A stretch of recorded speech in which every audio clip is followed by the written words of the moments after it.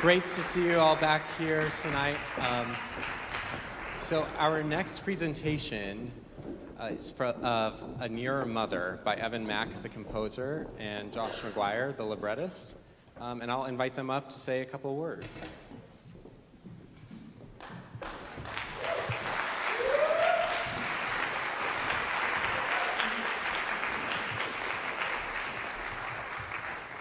Thank you all for being here tonight. I want to thank the Pellicciotti competition. What a wonderful experience for all the students here.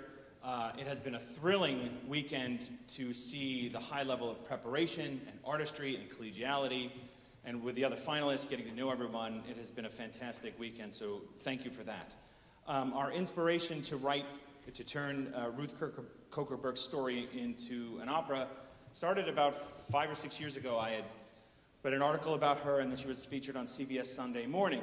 And then it became a wonderful opportunity to write, especially as she was dealing with the AIDS pandemic. And what I think was most compelling was she became this accidental hero.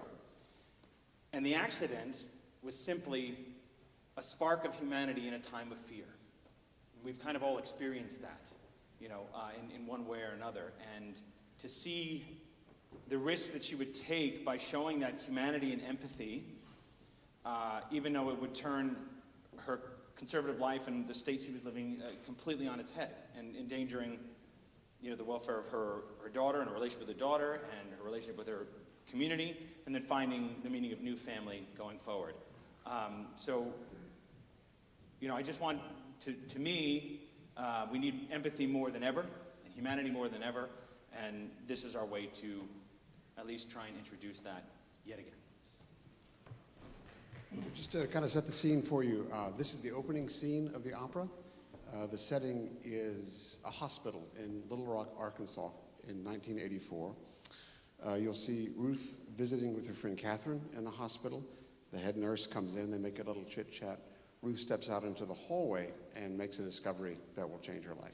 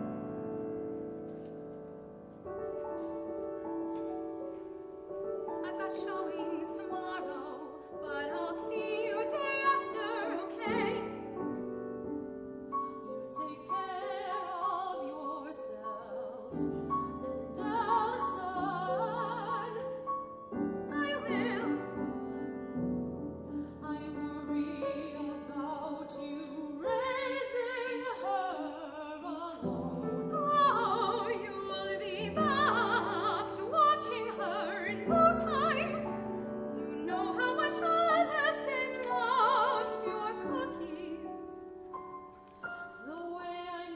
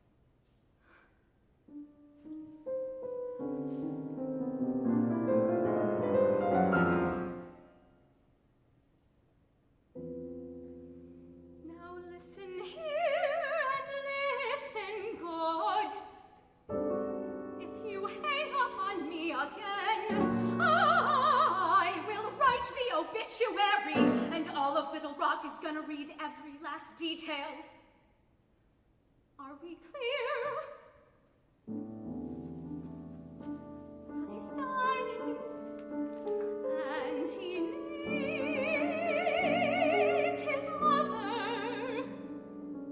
Can't? What do you mean you can't? I'm telling you, if it were my child lying here dying, I would.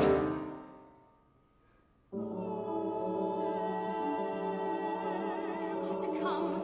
Think how you'll regret it. You have to. Well, then I'm sorry for you. Goodbye.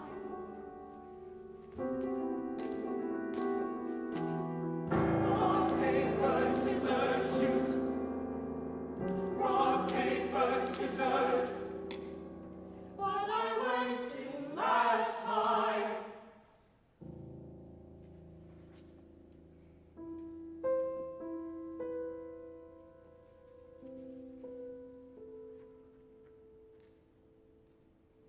What am I gonna tell him? A parent's love drying up like that could kill a healthy man, and you still want her, his son.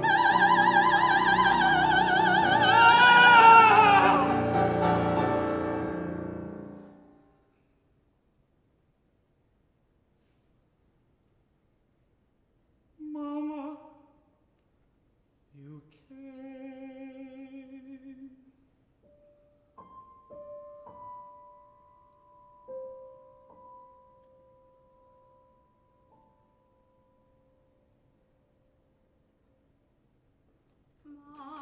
Mama's here.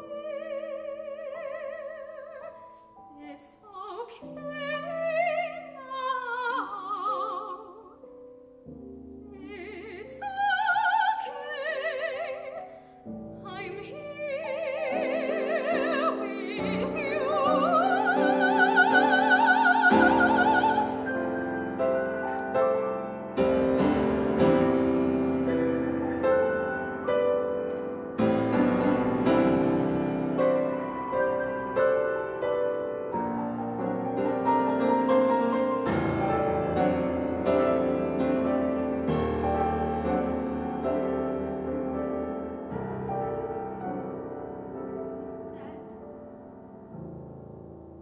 My God.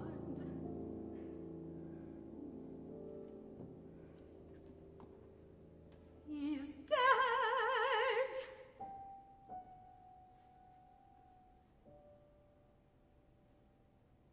I'd wash my hands if I were you.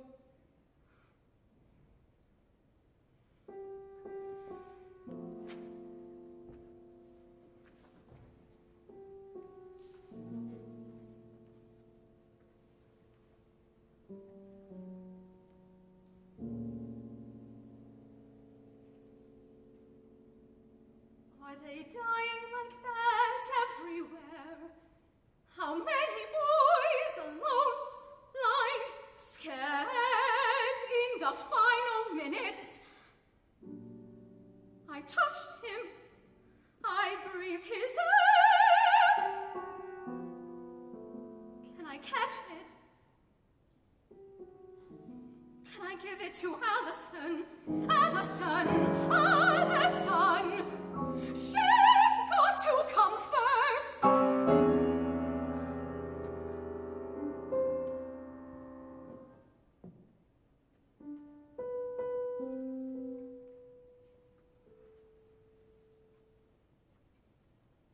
Am I strong enough to leave that world?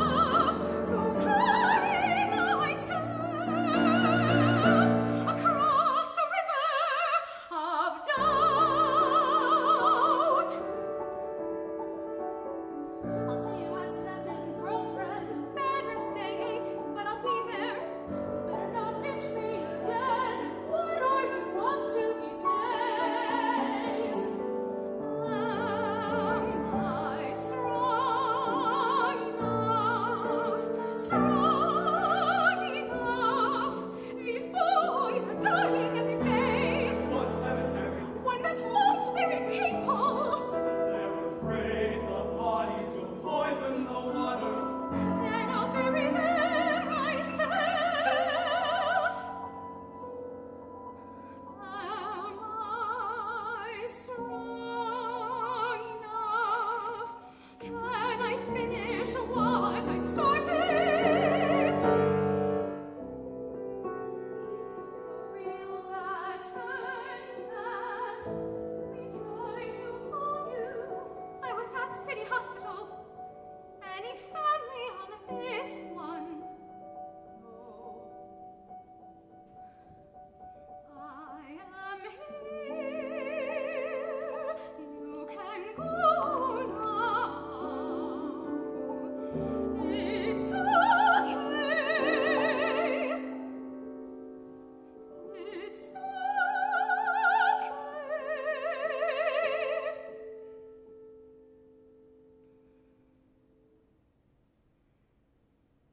I am strong enough to lead us to a world where everybody knows. I am strong enough. I can hold another hand, and that's something I can do. I am strong enough. I am strong enough to carry them,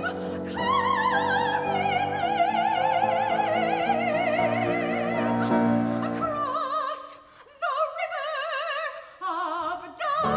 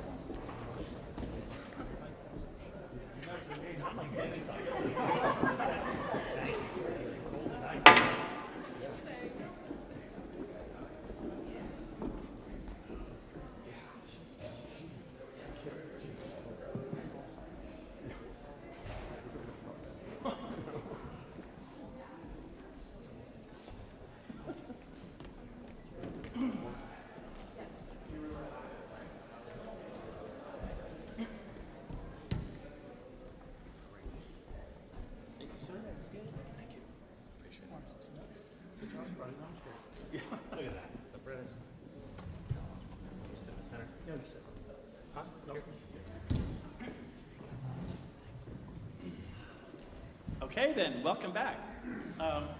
Just like this morning, if you weren't here this early afternoon, we start with positive statements of meaning. What really spoke to you about the piece you just saw, what was unique about it, what moved you about it, and so I'll open the floor for those positive statements. Yes, Carlene. Thank you for writing a story about an amazingly strong woman. Yeah.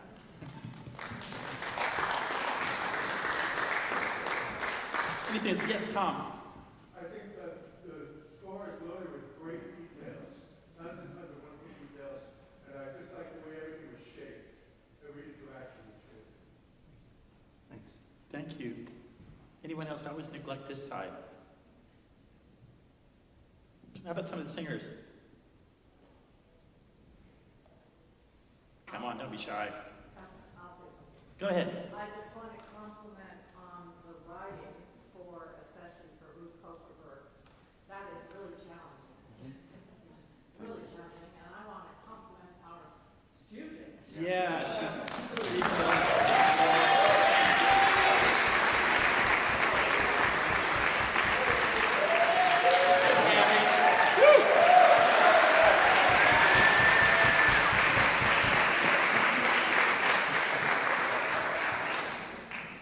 glad you're here. We're just having positive, meaningful statements. How was it? How was learning? How was singing Ruth Corker Brooks for you? It was great. Like, through the kind of performances, learning the part is definitely difficult music and, like, getting into the complexity of the character. I think, like, it was a really good vocal challenge, especially for my, like, rhythmic abilities. Yeah, it was really wonderful. And the music is gorgeous, in my opinion, so, yeah. Yes, Anthony. So, one more time, this very small moment of perfect marriage between librettist and composer. The moment where she questions, am I strong enough? And the way you said it, juxtaposed against the realization, I am strong enough. And the way you said it, it's like, it makes everything so clear. You know, the narrative of this opening scene is, for me, hinges upon those two very small elements that are perfectly composed and then just perfectly executed. Thanks. Yes. I'm recovering from my ugly cry. Yeah, I ugly cried too. Got me too. This exists on multiple levels. The reasons for it exist on multiple levels, but the character of Ruth, you see so many clear shifts in her development, and so like, I know I was here for the rehearsal yesterday, so I saw the discussion about, okay, we make that decision with patient one. She's deciding, okay, what am I going to tell him? His mother's not coming, and Gavin, you did that so well today. Just seeing that decision, and then I'm gonna cry again. The first time she says, "I am here," and the way everything is so sparse, and the wide-ranging leaping of that is just so effective in that moment when you have multiple specific shifts in the character like that, and you see really quick growth, very specific types of growth in a very short period of time. Thank you. Thank you. Anybody else? Oh, yeah. Just the nature of her role and like sort of repeating this over and over and all of the different ways. Am I strong enough? I am strong enough. I'm curious to hear about just like the libretto score interaction of that. Like how much those repetitions, was that like a libretto decision before the music came in? Was it sort of a musical discussion of like, you know, I want to, you know, how did that come about between the two of you? Yes. I do remember kind of talking about that moment as like, we'll write an aria, but how long could we extend the aria and spiral, sort of fast forward into it so that the anacrusic moments in the aria and these sort of like little bridges in the aria are actually telescoping a lot of story into it. And I think we just tried to, we had a lot of drafts of that. We're trying to stretch the form as far as it could go without breaking.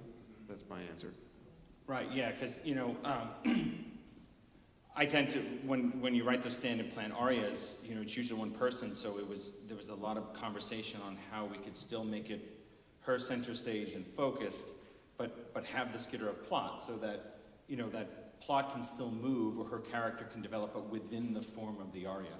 And yeah, a lot of back and forth. I mean, that's perpetual with Josh and I working together, cart and horse, horse and cart all the time. And so when it's those moments we're really aiming for, then that has been our process to just, you know, kind of try it out. And sometimes, I mean, Gabby destroyed it, so it was great, you know, you know, sometimes it doesn't work, right? So then you figure out the workshop process, but this felt very right.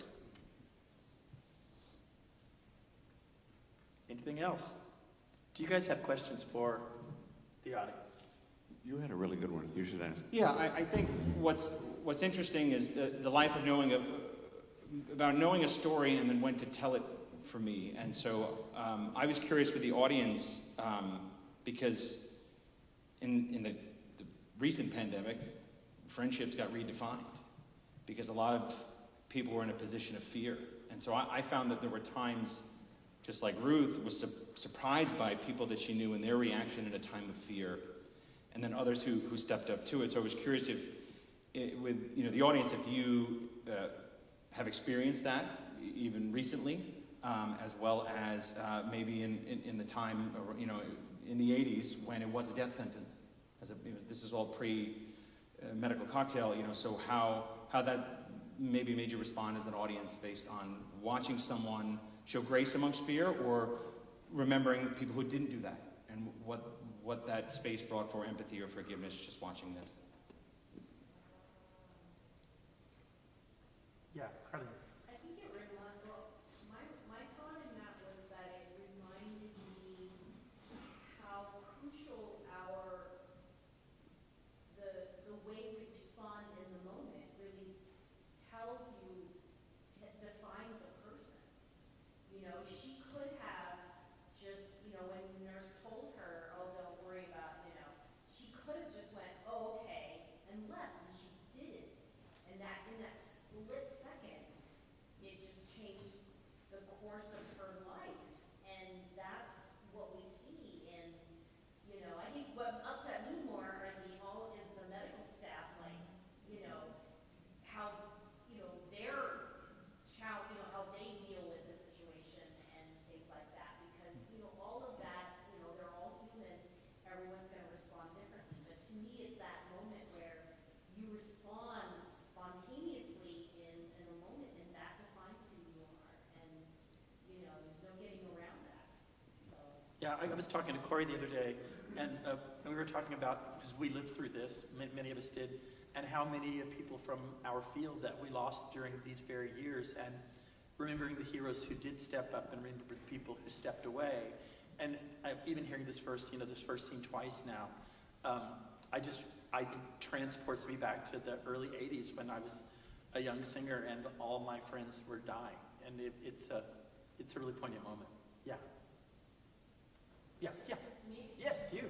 Oh, I took you back on what Carly said too.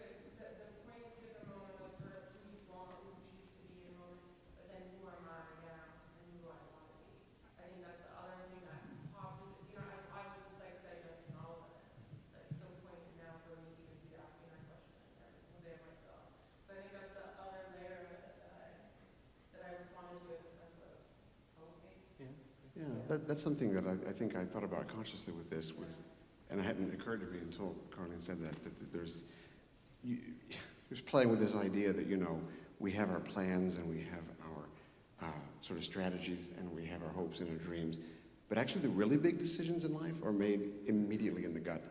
I mean, who to marry, where to move, that kind of, the giant decisions, you know, or do you just know and later you go back and you create little logical justifications for it after the fact. And I think Ruth's in one of those moments where you take a step and it's like those in the rental car garage where you can't back up because there's spikes, you know, like you have to keep, and then there's another one, and then you know, you just, and it's sort of in a way like it's a drama where this stuff happens and then you have to deal with it. To speak to your point, you have to decide what kind of change am I going to make? What kind of person am I going to be? And that's where the sort of self-definition comes in, but it's only after the fact, weirdly. Yeah.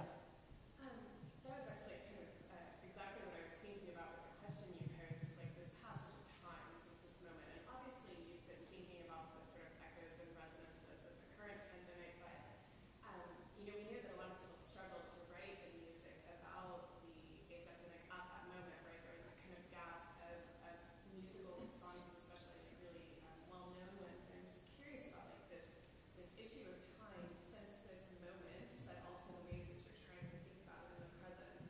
And with this person that's still alive, right? I mean, she obviously has reflected on this herself, and I'm just kind of curious like how that issue of time, of like being both in 2022 and in 1984, like how you all are kind of parsing that. So, it's a great question, and I think part of it is I'm 41, right? So I was born in 81. Okay. Kids. Yeah. So I remember in 1996 playing, playing a church service, and it was an AIDS remembrance, and having to hit 16 chimes, and not only was it marking the year, but the hundreds of thousands that had died. I'm a sophomore in high school. The following year, they announced the cocktail. So I have moments then I remember teaching in graduate school to undergrads, and you know, where HIV was, they gave it a nickname, like a HIV. And I said, what? Oh, what is that? You know, because, and I instantly saw a line of demarcation with the generation, right? Because I lived something where they did not. And so, in a sense, if you've experienced one of those, you're uniquely poised to kind of remember some of those experiences based on the age you were and what you can pass forward, you know. So there is that. And Ruth Kokelberg says living and breathing. She had suffered a stroke a couple years ago, and so of ailed health, but had a memoir. There's a lot of other stories about her, and so, you know, relying on that, but there's a very personal story here as well, because, you know, I remember the fear as well as a young child and a younger person, and then experienced that fear as an adult, and then through the eyes of my kids now, right? So that's sort of that time-telling ability to do it. Yes, up there.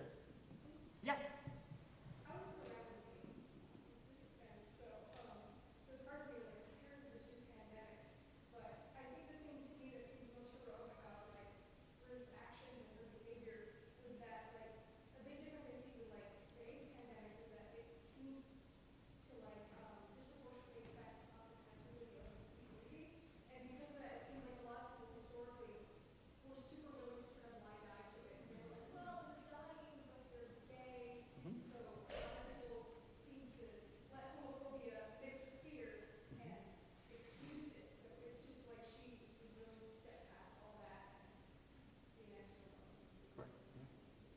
And in this pandemic, it took a different, you know, that strain is still there of the hatred of blaming something else. It took a different form with this one, you know, otherworldly, and, you know, so it's there, and just like the virus, it's a different strain, you know. Yeah. Margaret? Yeah, I was going to say pretty much exactly that point about the double level. They're afraid of the sickness, but they also are so anti-gay and really angry at people. And in fact, we are facing this today with the Omicron. It's not going away. Right. But I really wanted to mention also what I liked, how represented this coldness of the staff in the back. At first I wasn't getting it. What are they doing this for? You know? And then that, okay, you have to go. I'm not going to touch that person. And we're back to the play. You know? Or Right, it's a fun game we play to kill time, but they were killing time to go in, you know, there was delay tactics, right? Yeah, and so, yeah, thanks. Way back there. I just think about three positions of like people that ignore and don't want anything to do with that. Other people that feel compassion and empathy that won't act the favor to do something. And those that will do. Right. Have empathy and also act with an equity. And I think a lot of people, including myself, I think the challenge is how to put that compassion and compassion. Beautifully said. If you didn't hear, she said turning empathy and compassion into actual action. A lot of us have empathy and compassion, but we don't always act on that, and Ruth chooses to act on it. Yeah, and I think we live in a particularly bad era for having empathy and compassion and doing nothing about it, but just tapping out some glyphs on social media and going to bed. You know, it's ever so easy to do that now. And I think Ruth is a story from just a different enough time to address the ocean between thinking and doing, you know. Yes, right there. Gary. Interesting that the president at that time chose never to use the word AIDS. He went by day after day, month after month. And American people were perfectly happy that was the other group. I'm curious about your instrumentation to accompany this work. What were the choices you're thinking of? Right, yeah, so the instrumentation, yeah, and great point about with Reagan not mentioning the word at all and the criminality of that looking back, right?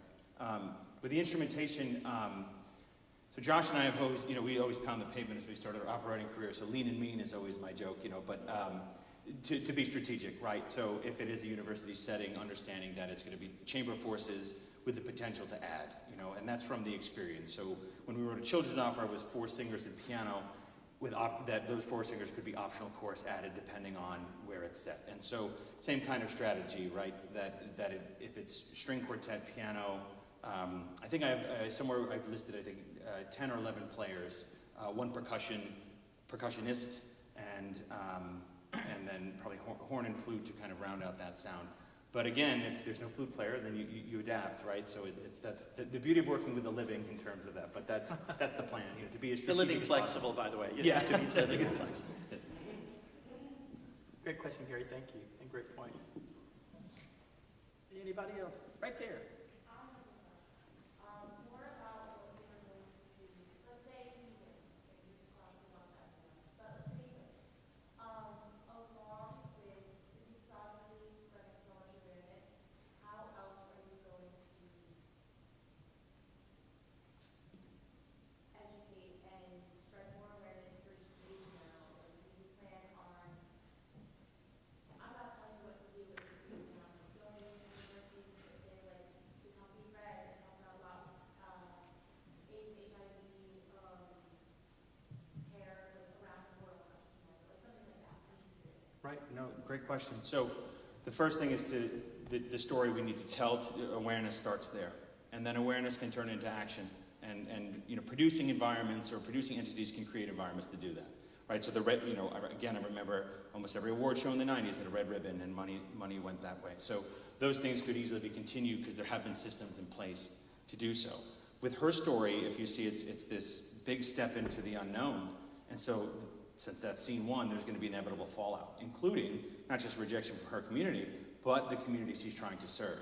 So true to her story was the other rejection from the gay community. Who was this woman coming into our bars telling us what to do, to practice, safe sex and all of these things, pamphlets and things. And so that pushback becomes the drama to propel it forward, right? So you're getting that education as you're watching her story unfold.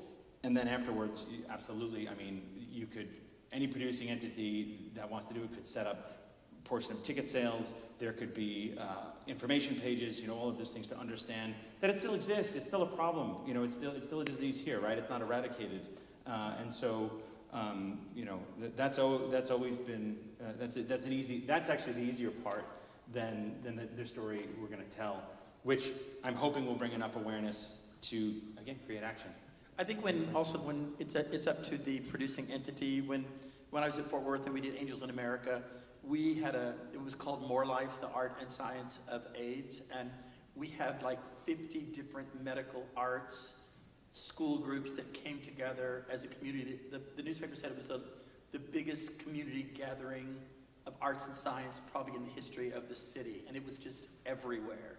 And that people not only came to the opera, but there were art exhibits. There just was a whole 2 months of things around this disease that had been basically, it was at the 25th anniversary, and it had basically been forgotten. And it just caused the community to remember that it's still a very real thing. So when working with a composer, librettist, whatever producing entity, it's the town and the producer's opportunity, and really it's incumbent upon them to do that. Whoever. Yeah. You. So, in order to bridge that kind of gap of the other, at least with the gay people, they have their lifestyle and this happens to them and that's their problem. Do you plan on incorporating names and stories for the patients? In this scene, reaches the patient one. Right. Yes. They just seem to exist as die. So there are more plans to add their lives. Yeah, there are many more characters that come out of the woodwork as you go. It's sort of a slow, the anonymity of this is what boggles her mind. And then, as Evan alluded to, there's this kind of double bind she's in where she's rejected by the pastor that is really her confidant and spiritual advisor. She is being threatened to lose custody of her child, if she continues this work. And so she's cut off that bridge, but she's not yet made her way into the gay community. And so, I won't bother you with the cliff notes. Well, briefly, but she strikes up a close friendship with Paul and Billy, who are partners, and Billy, who the most unlikely partner, who's also a drag performer, and really bristles that Ruth is entering that space. And they become best of friends, and ultimately Billy, true to life, succumbs to the disease. And so she has to contend now with that the anonymity is gone. So you can imagine now once the person you love. And his performer drag name is Betty Davis. And and talks about how in Now Voyager that, or excuse me, Dark Victory, isn't that Voyager? I'm missing. Anyway, the idea that Betty Davis, like that you to overcome the darkness. That's Dark Victory. Dark Victory. Thank you. I'm Sorry, the I just lost. expert. Yeah, I have the later quote by Allison is Now Voyager, but in Dark Victory, and the idea that you're to overcome fear, and you're the light in the darkness, right? And so that allows her to then continue on even at the loss of a close friend. So we were deliberately anonymous to then build into the realness, that will unfold. Great question. Thank you. Anything else before we take our break? Yeah. I was gonna say to Josh, with some of the things in the libretto, like how many boys are there? Like instead of men, like the choice to say boys, like that struck me in a way too. It was how young a lot of these people were too, just like little subtleties like that, and a lot of like the kind of coded language of the nursing staff really struck me as someone who kind of wasn't old enough to really be understanding all of those things at the time, but just those little subtleties, the libretto really struck me too. Thank you. Thank you. Okay, yes? I'm just wondering, regarding the dialogue in the scene on the phone between Ruth and the mother who rejected her son, how much of that was that at all an actual conversation? Because I've seen posts like that on Reddit and stuff like that, where parents will say that they disowned their child over things like this. Absolutely, no, it did happen, and that's loosely based on a scene in the memoir where she called and was told, no, I'm not coming. And so I wrote the whole conversation out in my imagination and took away the mother's lines, and you heard Ruth. And the obituary for her not to hang up, that was real too. Right, So she that could was turn, her- she could that turn was up her the, card, the you anger. know. She played that card, which you look and go, wow, that was pretty tough, to do that, because she's playing on the mother's fears and the rejection, right? But that got her to listen that second time as opposed to hang up again. And so that really happened, right? And actually it was kind of cool because Josh literally wrote the other conversation, like what the mother was saying, and then showed me later as a little thing. And so I tried my first pass just writing hers, and then would peek or and see, and then kind of create that space that we don't hear the other end, but we can kind of sense it in the music reacting to Ruth, where she's trying to interject and all of those things. Yeah. Thank you. Thank you, guys. We'll see you, everybody, back in 10 minutes.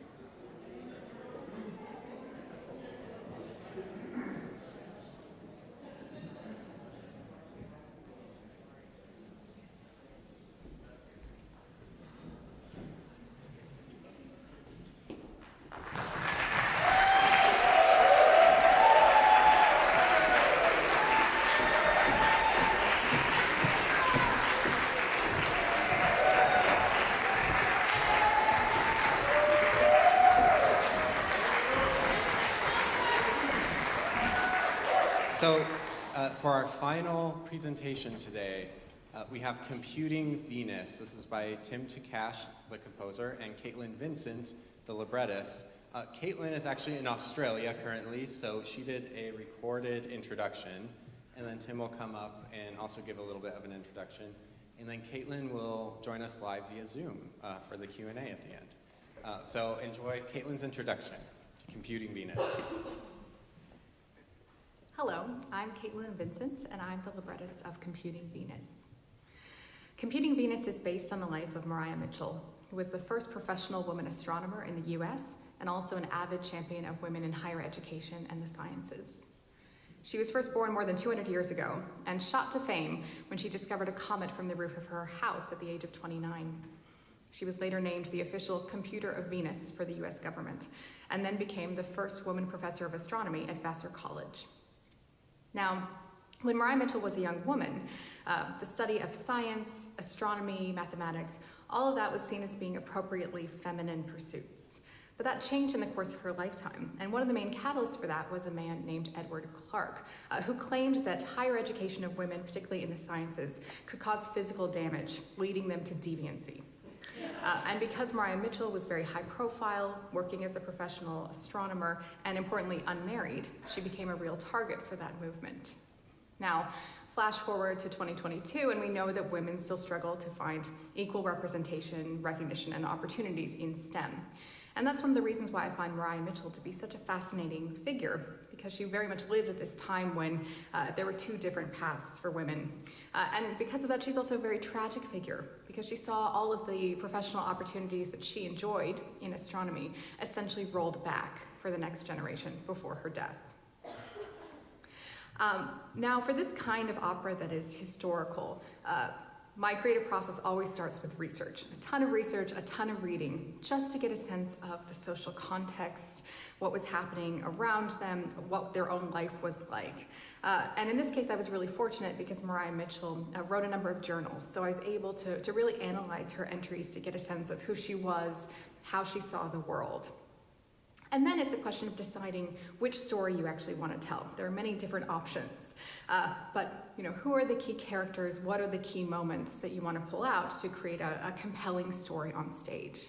So in this case, I really wanted to focus on her time at Vassar and her work to cultivate the next generation of women astronomers. So I focused on a fictionalized version of her class and really explored her relationship with her students, their relationship with one another, all against this backdrop of Edward Clark really working against what they were trying to do.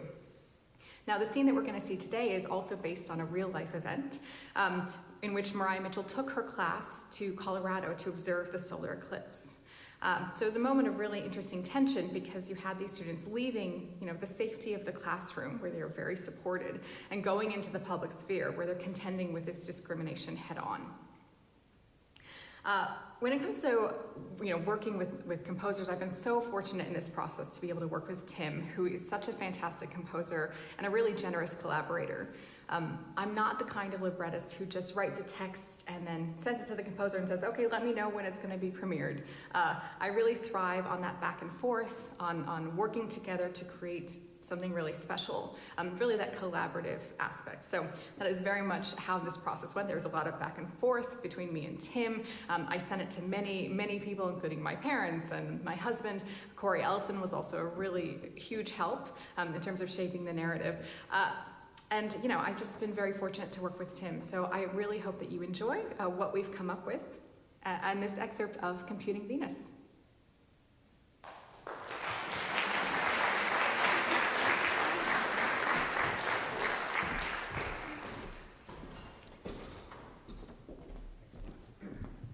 Thank you. So not too much more to say about what you'll hear today, but I did want to set up where this scene falls in our piece. This is scene 3, so we've already met Mariah Mitchell, and we've seen her work in the classroom with her students, and we've met Edward Clark. And by the way, the name of his book that he was sort of preaching about was called Sex in Education, or A Fair Chance for Girls, which is just twist the knife a little bit more, would you? So as we open this scene, we have Mariah and her 3 sort of top students that we get to know over the course of the piece. And then the trebles in the ensemble are the rest of her class observing the solar eclipse, and the tenors and basses in the ensemble represent the other astronomers who are all male, also there for the same purpose. The first half of the scene is sort of everybody together during this event, and then in the second half, we drop back to just Mariah and Mary sort of talking about their families, their histories, and then their hopes and fears for the future. So hope you enjoy Computing Venus.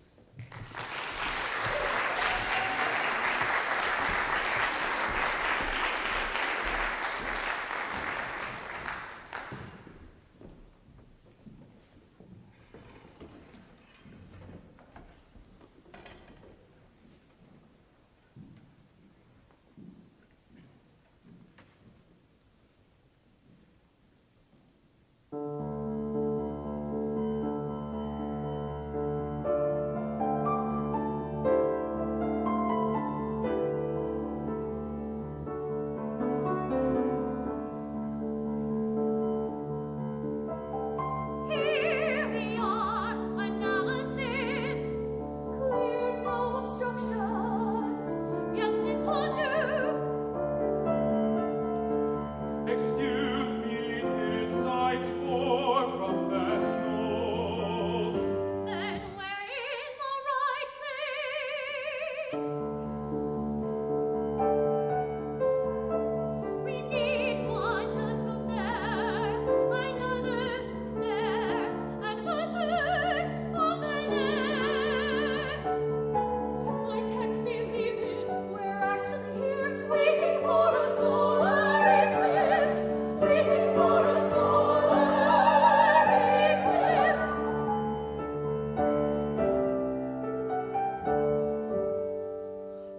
Remember, we have less than 3 minutes to measure and study. We cannot waste a second. Why are they staring? You didn't notice the other astronomers. All of them are men. All of them are men. They're the only women here. I think I'm going to be sick. No one will be sick. We will become precise and do the work that must be done. We will become focused, precise. We won't make any mistakes.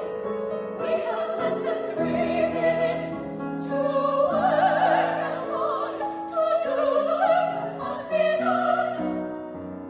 We will become focused. They watch the sun, the world watches them. Focused, watching, precise, waiting for them. We won't make any mistakes to prove the critics right. They have less than 3 minutes to show their skill, to prove their worth, to do the work that must be done. Take positions. Hands ready. Ready. Chronometer set. Set. Wait. Wait. Begin. 1, 2, 3, 4, 5, 6, 7, 8 seconds. Partial eclipse begins.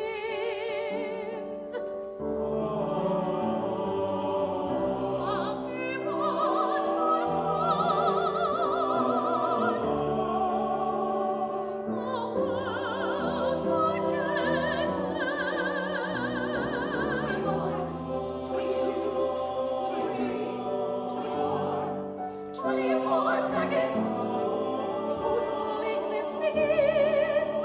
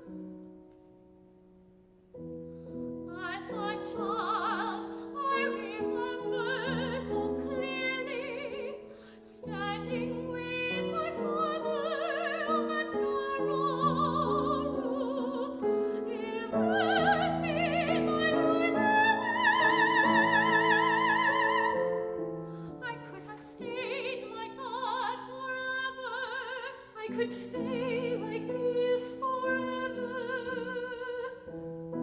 Just a telescope and the sky. And you.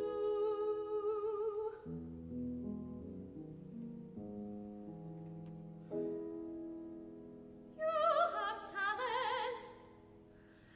This could be your future if you wanted. I wish that were true.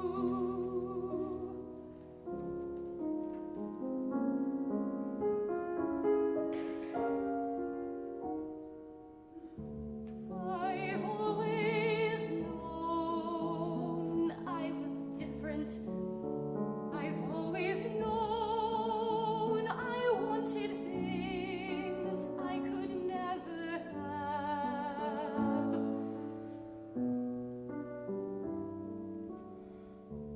At home, I pretended, playing the proper lady, wasting minutes on luncheons and embroidery.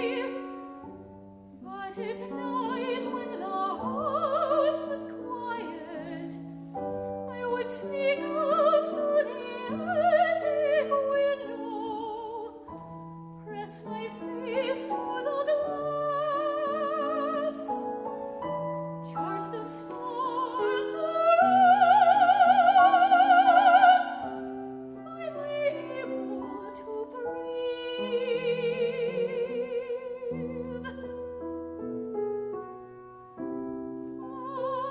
Finally able to be.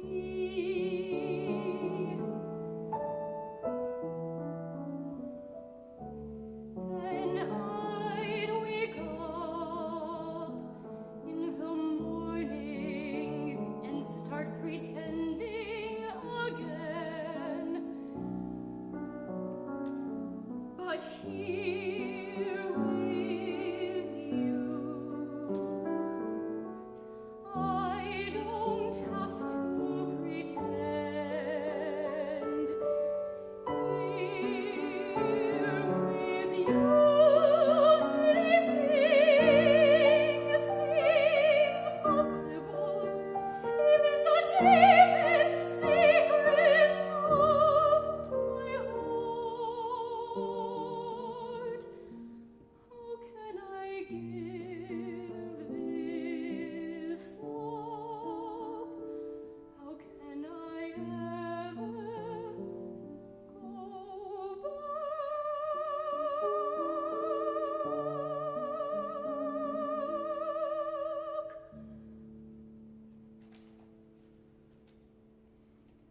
Why do you have to? I'm engaged. My parents arranged it.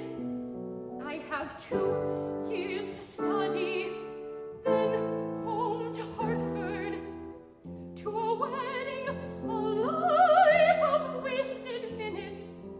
I wish I could be brave like you, live on my own, stop pretending. We all pretend, we all have secrets, and I've never been brave, just lucky. I was trapped, dependent on my parents, facing a marriage I didn't want. But when the tide, the comet, I looked up, saw the universe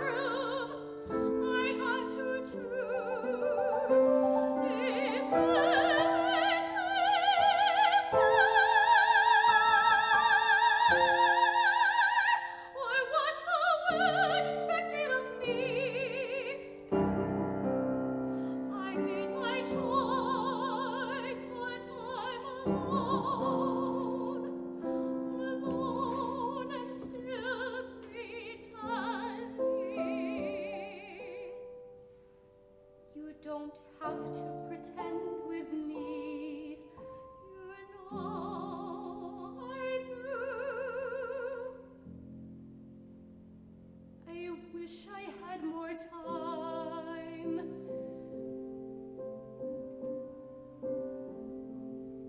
What would I do if I had more time?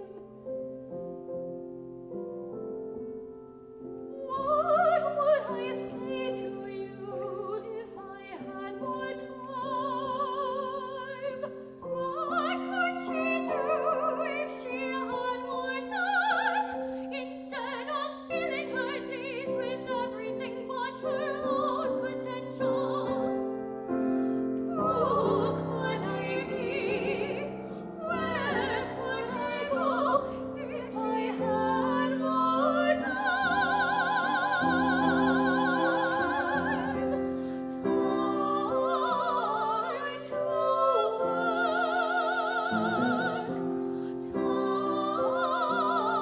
to work, time to think. Time to be, time to be with you.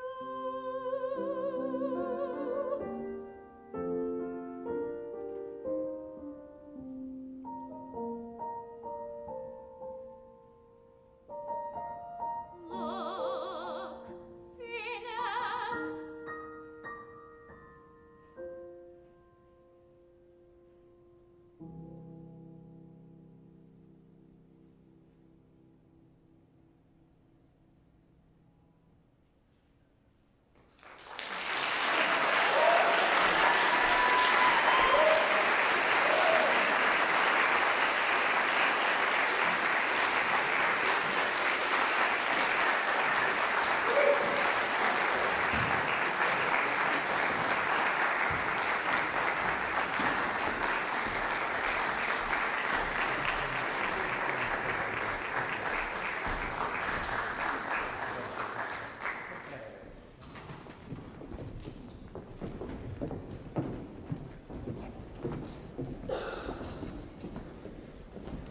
One more chair.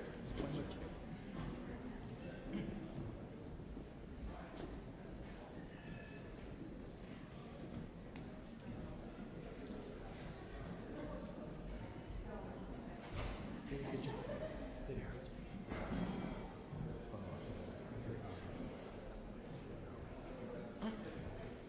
Thank you so much.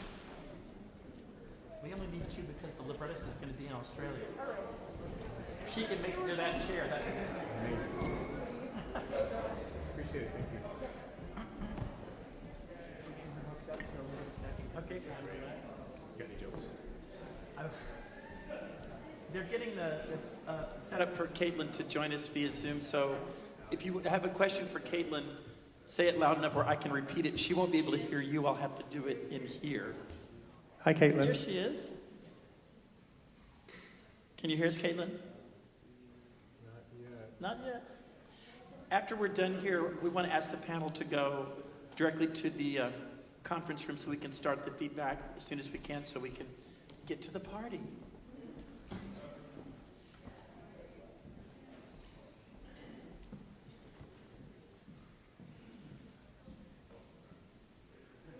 Hey, Caitlin, can you hear us now?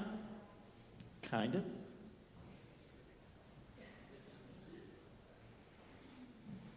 Caitlin, can you hear us? Yes, I can. Can you hear Yay, me? we can hear you too.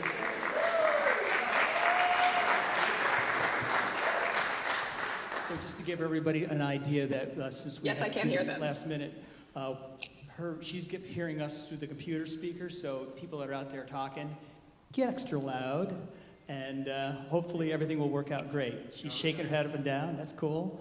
And at some points in time, we may repeat the question again so that she can hear it well, so that's good. If you can do it, all right. Yeah.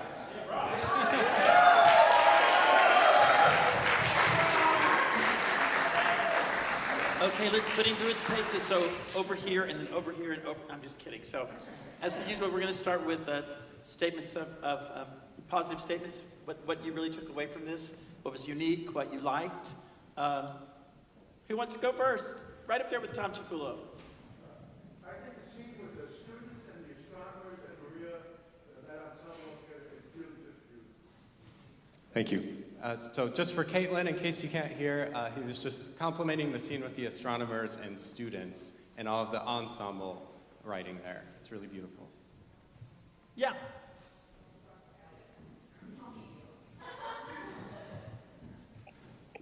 Hi, so as a science nerd in high school and still am, I just love the fact that you were able to incorporate women in science, but not make it that, oh, like, it's a woman in science. No, she's just a woman who does science, and I think that's really, really powerful to me, and also how you also showed, like, the choice, or the difficulties that even though she did choose what she loved to do, like, that had a lot of backlash, and, like, it's not easy, that she's literally sleeping in her classroom, and, like, how just difficult, that is as a whole, so I really like that. Also, the last, like, 3 pages of this opera, like, it's really hard to contain yourself because it's so beautiful. Like, after I wish I had more time, you're like, keep it contained. Like, it's so beautiful and just it's so great. Thank you.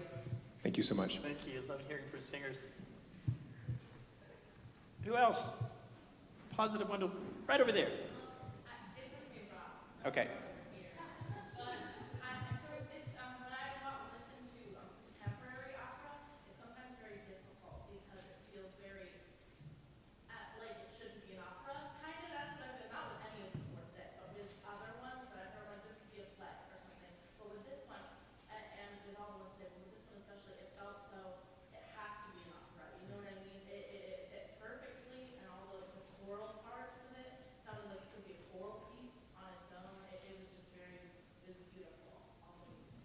Thank you. Yeah, and for Caitlin, she was just saying how perfectly this piece captures like the need to be an opera. Like the construction of it just makes it seem like the story needs to be told as an opera.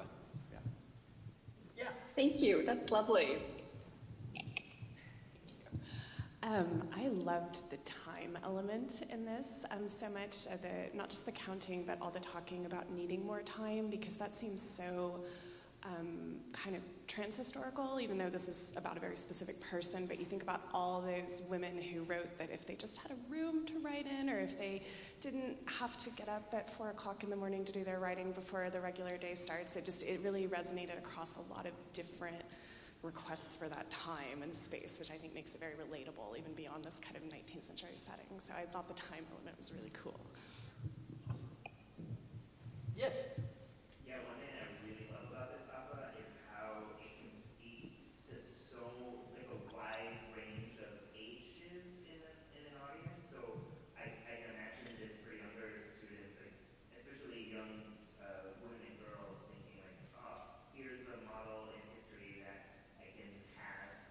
And then for older people, just like not knowing about Mariah Mitchell and learning something new and being interested in women in science in general and astronomy, like it just hits so many points of inquiry.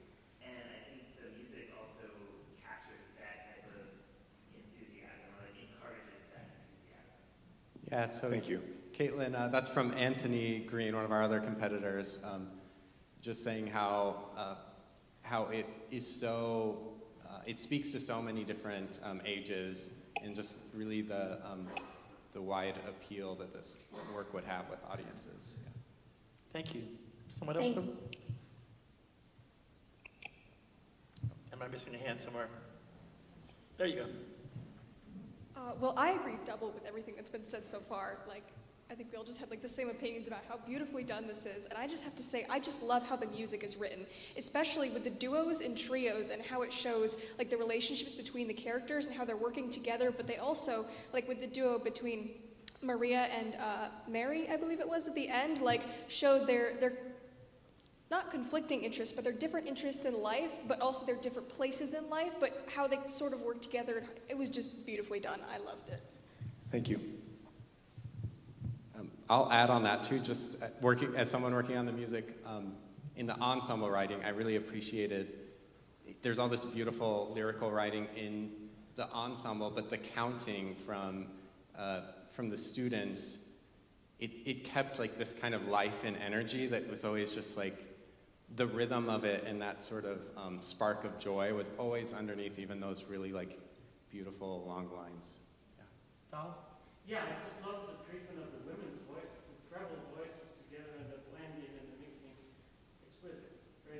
Thank you. Yes, and that was just complimenting the writing for the treble voices, the blend and the sound that those ensembles created. Caitlin, do you or Tim have questions for the audience that you would like to ask them? I have at least one or two. Caitlin, did you have any that you'd like to ask the audience for feedback or answers? Well, all of this feedback is just really helpful because I think that's what we were trying to do, is to create a very accessible story, because I think opera is often put into a box and it really should be something that's really accessible. But I guess my question is, do you have a sense of the individual characters? Sorry, we have screaming babies in the background.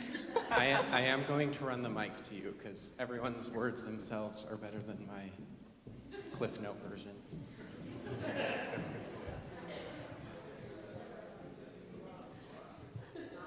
So I could, you asked about the individual characters and if their traits came across, right? I could tell Sarah immediately is anxious and also kind of oblivious and very, and not in a mean way, just that's how she is. And you could tell immediately she was like, oh my gosh, why are they staring at us? And it was very, and then Ida, I'm so sorry, but was very matter of fact is her, and it came across very easily, and I don't know, it was just Sarah especially, I was like, oh, well, she's just kind of, I could tell, and so I just thought that was a very good, you could tell very easily, and it was a great job, yay.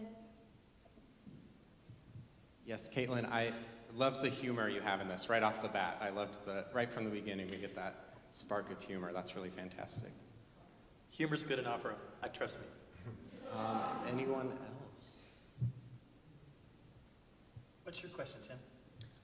So it's funny, Anthony, you brought up the appeal of the piece. I'm wondering from the audience, regardless of your age or gender, if you saw any of yourself in the characters on stage.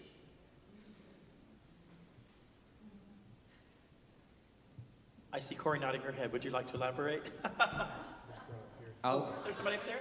I can't imagine that there are many women among us that don't feel, a kind of, solidarity with the characters that we saw, that have not encountered at some point in our lives a feeling that things are more difficult, certainly less so than in Mariah's day, but certainly still more difficult, goals that you want to achieve when you feel like there's a glass ceiling and so on. So yeah, I think I'm only speaking for myself, but I certainly identified with it. Did you catch that, Caitlin? You did? Yes. Okay, great. Mark, is somebody up there? I had someone right here, right? Go right ahead.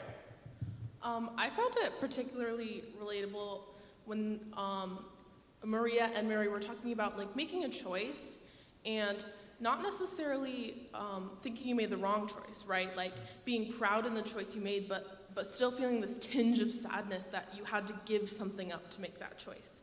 And I just think that was such a beautiful and such a human thing that, to pick something, we have to lose something. And even if we're gaining something we want, it's still okay to grieve what we lost. That's beautiful, thank you. Margaret? Yeah, just to step on that. That was really good. Because I went through a life saying to myself, why, thank you. I'll get that mic back.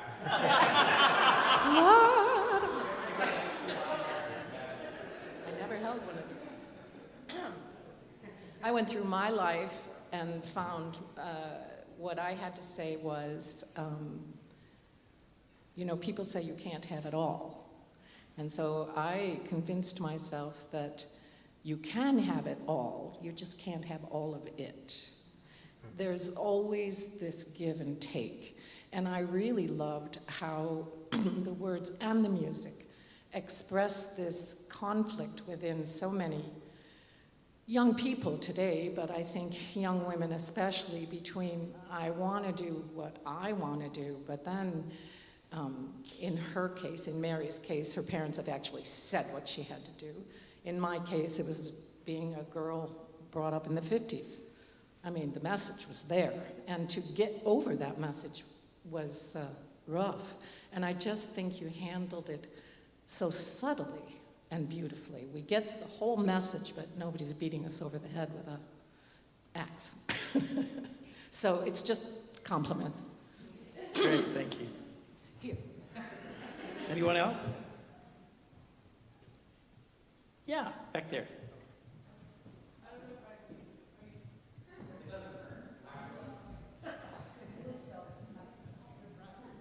Hi. Wait, I'm gonna stay here so I can give you the mic back. I wanted to talk about the treble and basso voices when we're like in the kind of like choral-esque setting, kind of like the direction in the text saying that like the women are counting because they're the ones who are just like really having like hyper focus on the work, whereas the men are kind of oohing and ahhing because they're getting like distracted, and just kind of bringing like that double standard forward about how like sometimes like women and AFAB people and just femme presenting people in general have to work twice as hard to get that recognition, and historically that's been true, and even today that unfortunately reigns very true, and I felt like that really like stuck out to me. I'm so glad you said that, because that was very intentional for us to make that scene focused on the work ethic of those students and how hard they had to work at that location in that specific event. And it was also intentional to have the tenors and basses just oohing and ahhing in the background with no words and no counting. As we usually do, yeah. Yeah, just sort of overwhelmed by it. But all those students at Vassar were just there the whole time. Can I ask a question? Oh, and sure. Just thinking about Venus and astronomy and all of these things that are mixed in here, I just see so many opportunities for like the staging of this and the set and the design of all of this. I'm just curious, like your thoughts and ideas of how you envision this being put on stage. Caitlin, do you want to start? I mean, I can speak to that, Tim, if that's okay, a little bit. Please, yeah.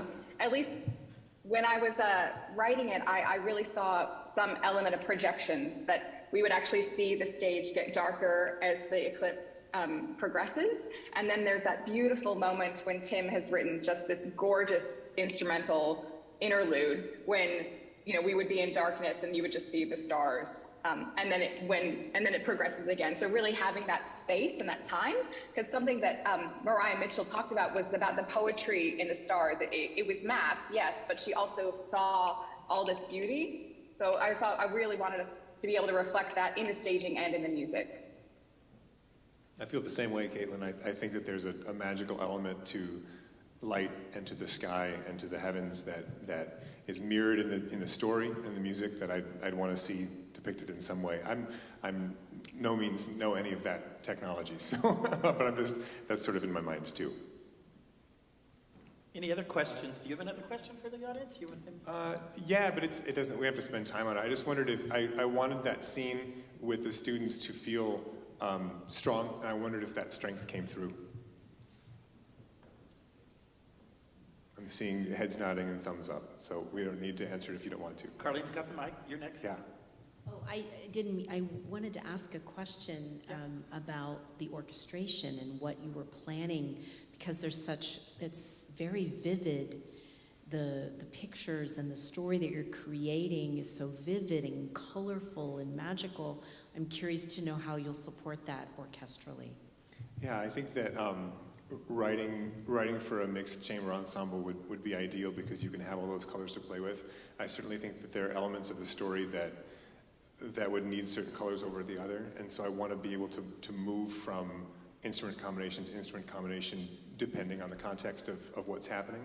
And so in my mind I'm picturing 4 or 5 strings plus a woodwind quintet, like a percussionist and maybe a piano. I'm not quite sure about that, but I think there's room for those instrumental colors to come through as emotional characters of what we're hearing, what we're seeing on stage, and what our characters are actually saying, and to be mirrored in those combinations. I also think I'd like to play with sort of duos and trios of instruments too, to sort of narrow the focus instrumentally too. So it's not just everybody all the time, but it gets more intimate in certain spots. I love that. Thank you. Any other questions of our artists? Way back there. Yay, sprint. Getting my workout.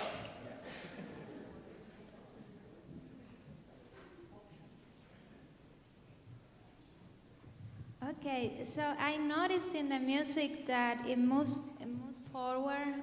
Compositionally, you have everything flows so nicely from the beginning. It keeps going. It's very linear. And I was wondering if you had plans to use recurrent themes, musical moments that will portray specific characters or themes in the story. Yeah, thank you for that question. I think there are a couple seeds of musical ideas in the score for this scene that will show up in other places. There's sort of a Mariah Mitchell motive and sort of like leitmotif that'll come on throughout. There's also there is this low sort of triplet pattern in the piano that sort of represents when she's being brave and making a decision. There's that element of time that we sort of heard a lot of in this movement, that sort of incessant piano rhythm that comes back and back. But also I don't know if you noticed it, but there's this moment of a cappella writing that I think it's almost like time stops. And so I want to play with that throughout the piece and pace the work based on that and based on what's happening. And do we feel that urgency, or are we just going to take a minute and enjoy this for what it is? Great question, a great answer too. Anything else? Anybody? Thank you, Tim and Caitlin, for a beautiful piece. It was. You're very welcome. Thank you. And could I quickly I don't want to do anybody else's housekeeping, but I want to thank Gary again for the privilege of us all being here.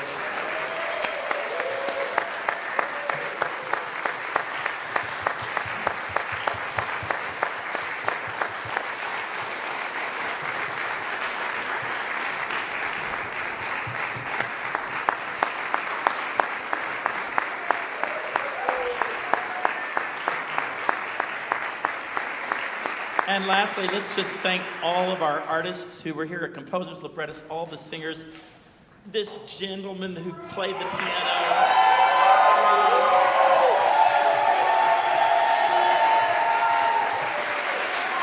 Thank you all for coming. We appreciate your support. Before you leave, just some logistics. There is a reception, and it begins at 7:30 in the Performing Arts Center lobby. So stop by, meet these fabulous composers and librettists, have some conversations with them. We hope to see you there. Thank you. Thanks, Caitlin.